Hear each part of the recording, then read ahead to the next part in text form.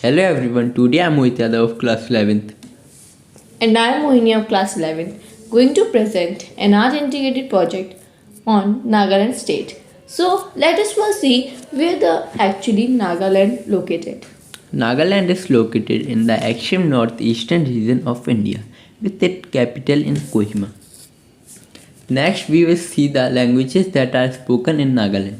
First, Angami, Ayo, Cheng, Konyak, Lotha, Sema, Cheksen.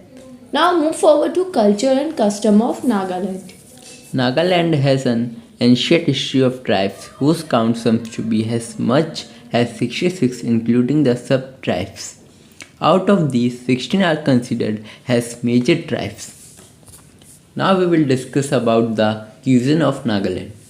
Nagaland food. All that you need to know about the delicious of Nagaland. Bamboo shoot, sliced bamboo shoots, exon, anise, fermented dry fish, samathu, akibe, akini, chokibo, boiled vegetable. At last, we will see the sports which are mostly played in Nagaland. Wrestling, cockfighting, angling, camping, trekking, hornbill. Thank you everyone for listening us.